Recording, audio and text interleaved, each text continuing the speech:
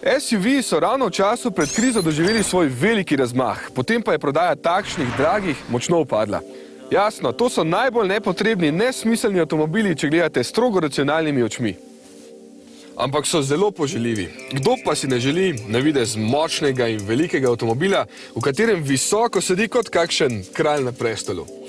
No, tale je eden najboljših v razredu in prestižnim nemškim SUV-jem se zoperstavlja z bolj klasično obliko in precej bolj terensko zasnovo.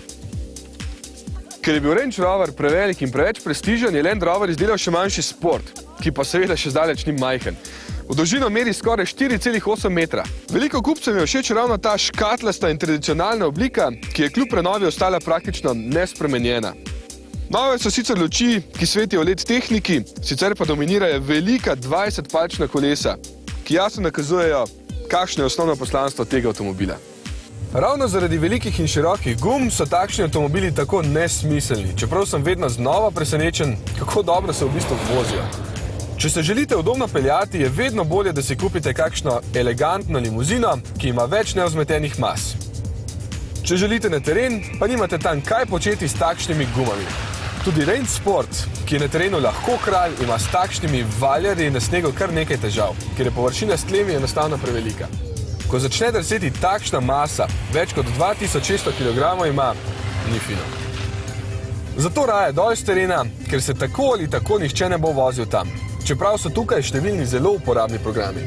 S tem gumbom, ki upravlja sistemu Terrain Response, lahko izbirate med programi za sneg, skale, puščavski pesek, tako da se spreminjajo nastavitve podvozja, pogona in diferencialov. Potem ima tukaj še nastavljanje višine zračnega vzmetenja, da se dvigne na najmanj 227 mm od tal in previsa, ki omogočata res terenska naklona. Če Range blesti na terenu, bi si mislil, da bo na cesti toliko slabše. Pa ni. Karoserija je odlično zatesnjena, vzmetenje ne vibrira toliko kot pri kakšnih znanih konkurentih, občutek na volanu pa je čisto spodoben.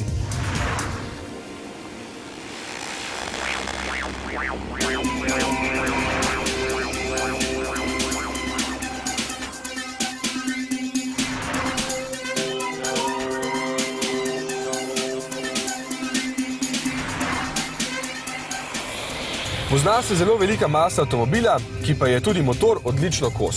Ni med najbolj tihimi, porabi dobrih 10 litrov, je pa dovolj prožen za ceste in teren. Menjalnik s 6 stopnjami je malce starejše zasnove, zato ni tako hiter kot pri konkurenci, ampak boste z njim verjetno vsi zadovoljni. Največ časa boste jasno preživeli tu. Počutje je odlično, sedi se res dobro, edino, kjer so nas razvadili Nemci, je kvaliteta izdelave.